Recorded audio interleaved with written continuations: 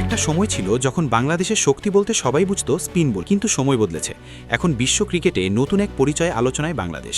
সেই পরিচয় ভয়ঙ্কর পেস আক্রমণ, গতি, সুইং আর আগ্রাসনে বাংলাদেশের পেসাররা এখন চ্যালেঞ্জ ছুড়ে দিচ্ছে বড় বড় দল। পাকিস্তানের মতো ঐতিহ্যবাহী পেস শক্তিকেও সাম্প্রতিক সিরিজে ছাপিয়ে গেছে টাইগারদের পেস ইউনিট। তাসকিন, নাহিদ রানা, মুস্তাফিজুরদের দাপটে কাঁপছে প্রতিপক্ষ ব্যাটসম্যানরা। তাহলে কি সত্যি বিশ্ব ক্রিকেটে নতুন পেস পাওয়ার হয়ে উঠছে বাংলাদেশ?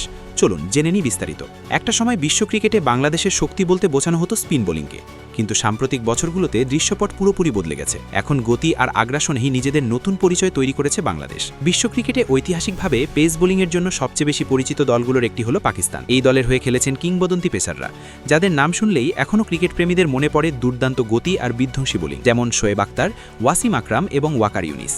বর্তমান প্রজন্মেও পাকিস্তানের পেস আক্রমণে আছেন শাহিন শাহ আফ্রিদি, হারিস রাউফ এবং নাসিম শাহের মতো তারকা। কিন্তু সাম্প্রতিক সিরিজে দেখা গেছে ভিন্ন এক দৃশ্য।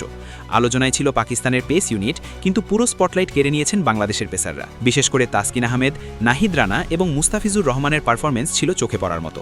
গতি, সুইং এবং ধারাবাহিক লাইনে বোলিং করে তারা পাকিস্তানের ব্যাটিং লাইনআপকে বারবার চাপে ফেলেছেন।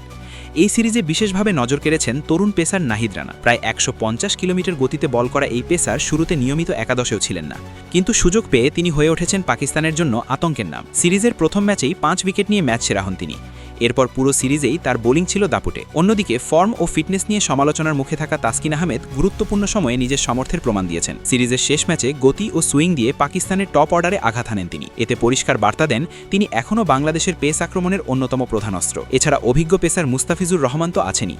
বাংলার ফিজ নামে পরিচিত এই বোলার ইতোমধ্যেই বিশ্ব ক্রিকেটে নিজের আলাদা পরিচয় তৈরি করেছেন। ওয়ানডে হোক বা টি-20 সব ফর্মেটেই ধারাবাহিকভাবে পারফর্ম করছেন তিনি। বাংলাদেশের পেস বোলিং শক্তি এখন শুধু সীমিত ওভারের ক্রিকেটেই নয়, টেস্ট ফর্মেটেও সমান কার্যকর। পেস বোলিংয়ের এই সমৃদ্ধির কারণে অনেক প্রতিভাবান বোলারও এখনও নিয়মিত সুযোগ পাচ্ছেন না, যেমন শরীফুল ইসলামের মতো ফর্মে থাকা পেসারও অনেক সময় একাদশের বাইরে থাকছেন।